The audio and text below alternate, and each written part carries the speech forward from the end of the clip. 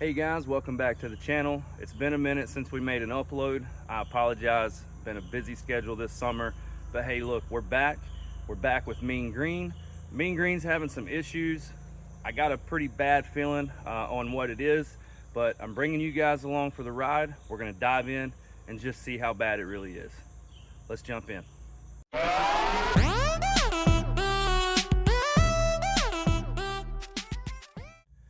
So guys, just in case you don't know, let me get you familiar with this truck. This is my 1988 Toyota four-wheel drive pickup.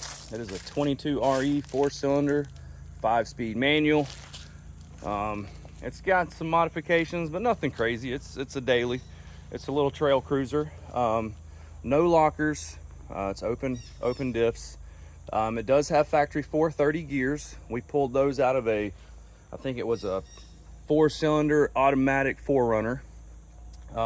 Just makes it a lot easier to pull these 33s up hills and stuff. It's got an exhaust system, which it's a kind of a custom built exhaust. Interior is in decent shape. It's nothing spectacular. It's not a show truck. This is literally my daily. As you can see, I got daily trash in it. But yeah, so all right guys, so first things first, first tool we're going to need is going to be whatever size socket this is. I think it's a 13/16. That's for your spark plugs, short extension, and a ratchet. Okay, that's kind of our basic stuff. You can get those anywhere. Most of you guys probably have those. The next thing we're going to use is going to be this compression tester. Okay, it's got different size hoses that feed into different size spark plug holes. You can kind of see there, hopefully you can see that on camera. But yeah, so this is a different size. I got 3 of them. We'll match it up to the size spark plug it takes. I'm pretty sure it's this bigger one, but we'll just double check. And then we will crank the truck up or turn the engine over, and it'll build pressure and it'll tell us what our compression is across all 4 cylinders. I'm not necessarily looking at the compression number. I just want to see if it's even across all 4 cylinders, because that's usually an indication that one cylinder's got some damage, and that's what I'm thinking's happened. All right guys, it may be a little difficult to see just from the glare of the sun. I apologize, it's kind of early morning here. This is a pretty quick process. I'm going to show you how we do it on 1 cylinder, and then I'm just going to go back through the rest of them kind of off camera. I want to keep the video kind of short for you guys so you don't lose interest. All right, so first things first, when you pull these spark plug wires, make sure you pull from the boot. You don't want to pull from the wire. You could potentially pull the wire out. So you got 1, 2, 3, 4 cylinders. Okay. Be careful not to drop it. So these are good plugs. These are NGKs. Plugs. What was that, a BPR5EY? I don't remember if that's what I'm supposed to run, but that's what it's in it. It is what it is. So the easiest thing to do is go ahead and take out all 4. Be careful to not mismatch your plug wires, because then you're going to have some really weird running issues. It may run, it may not run at all. So again, we'll go ahead and pop all 4 of them out. So I'm going to take care of that real quick and we'll come back. All right guys, now that the spark plugs are all out, it's going to match up size wise with our plug. Make sure the thread's the same pitch. It's usually, if you're the right size, the pitch is usually all the same. So you can do this without taking all 4 plugs out, but when you take all 4 out, it just makes the engine spin a little quicker. You get some better readings. It's a little quicker to jump through the cylinders and stuff like that. You can do this one at a time. If you're not familiar with your plug firing order, don't have a good way to kind of set them to the spots they're supposed to be in, maybe you should do them one at a time. Either way, we're going to run this in like a spark plug.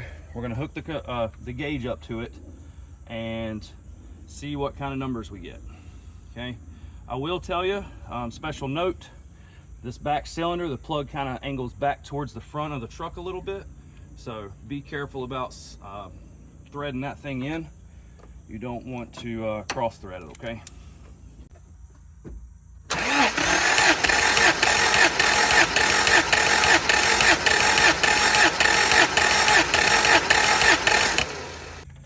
All right, well guys, look, that is actually pretty good. I'm not necessarily looking at the number, but 120 pounds of compression on a cheap Harbor Freight gauge is not bad. So I've got a feeling one of these is going to be significantly lower. So I'm going to run through all these. I'm not going to show you the video process on just hooking each one up, but I will come back and show you when I find the low one. All right, number 2 cylinder, 120. All right, number 3, 120, just under 120. Number 4, just under 120. All right, guys, so this is a pretty odd scenario. I'm a little bit stumped now. I was thinking I had a dead cylinder because like I said, the truck just feels down on power. I'm getting a lot of blow by out the exhaust. I'm consuming a good amount of oil. So yeah, I was expecting to see a dip on one of the cylinders. It's very odd that they're all fairly consistent across the board, 120 pounds. Yeah, I think what 119 on 2, and then just like maybe 121 on the other ones. So extremely consistent. Again, Harbor Freight may be lying to me, but it's usually pretty close.